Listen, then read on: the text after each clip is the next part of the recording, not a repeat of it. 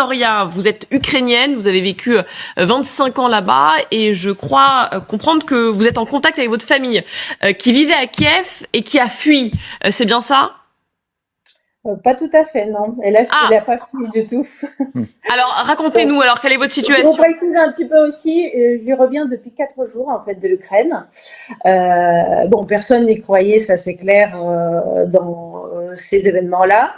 Alors, pour narrer un petit peu, parce qu'on dit un petit peu beaucoup de choses, exode, ceci, cela, pour narrer un petit peu le problème qui nous concerne, c'est que le conflit dure depuis 2014, ça on le sait.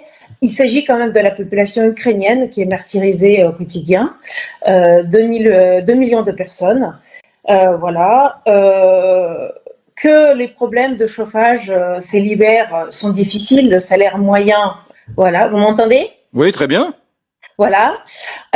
Pour se chauffer actuellement dans ces mois d'hiver, c'est plus de moitié que les ménages doivent consacrer à ça.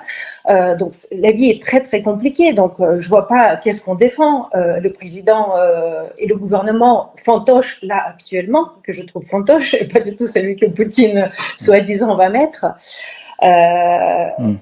Vous parlez là de emporté contre tout ce qu'on entend là actuellement, les pauvres Ukrainiens, mais les pauvres Ukrainiens, ils y sont, avec ces gouvernements successifs, avec cette misère, avec cette économie délabrée. Elle parle de Zelensky. Oui, mais vous parlez de Zelensky, vous parlez de qui ? Vous parlez des... De Zelensky, oui. Oui. Donc vous, Ukrainienne, vous considérez que Zelensky, le chef d'État dûment élu d'Ukraine, est à la tête d'un gouvernement fantoche ? Fantoche, d'une chose, et puis la deuxième chose, c'est une personne pas du tout démocratique. Il y a quand même 4 chaînes oppositionnistes qui étaient fermées.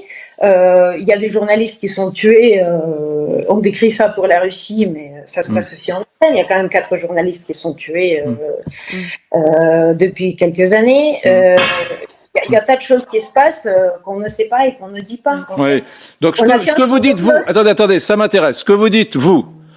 ukrainienne vivant en France et qui revient régulièrement en Ukraine, c'est que finalement les Occidentaux ont une vision un peu idéalisée avec le méchant ours russe et la gentille démocratie ukrainienne. Vous dites que c'est pas si simple que ça. C'est pas si simple, c'est pas tout noir et tout blanc d'un côté ou de l'autre. C'est quand même les Russes qui ont attaqué. Je pense que monsieur de Cochereau, bien sûr qu'il attaque. Il a l'air quand même voir les choses avant d'avoir une juste une chose. Les proches que vous connaissez, qui sont en votre famille, qui est aujourd'hui en Ukraine, j'imagine qu'elle traverse des heures difficiles et qu'elle est aussi en train de fuir ou de se déplacer devant l'avancée des troupes russes. Il reste à Kiev. C'est la attendre sagement. Ils étaient empêchés aujourd'hui d'aller au bureau. Ah oui, ça c'est sûr. Parce qu'il y avait des embouteillages, mais sinon...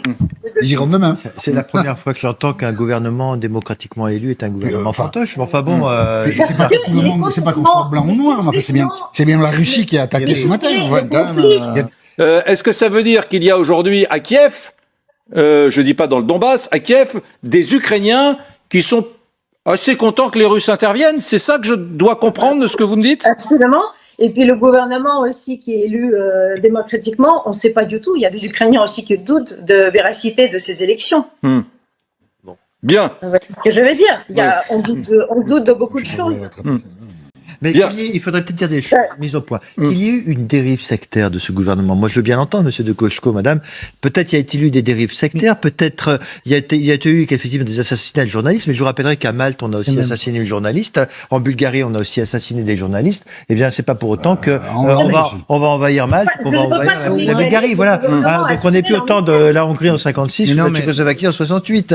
Il y a un système judiciaire, peut-être est-il perfectible, mais rien ne peut venir justifier. Mais personne ne justifie, vous avez rien à dire. Personne ne justifie. Non. Ce soir, il y a beaucoup d'émoi et d'émotions parce que des gens sont morts en Ukraine. Alors, et dans le Donbass. Voilà, donc et dans le Donbass, si vous voulez, partout. Voilà, et que c'est difficile pour les gens d'entendre.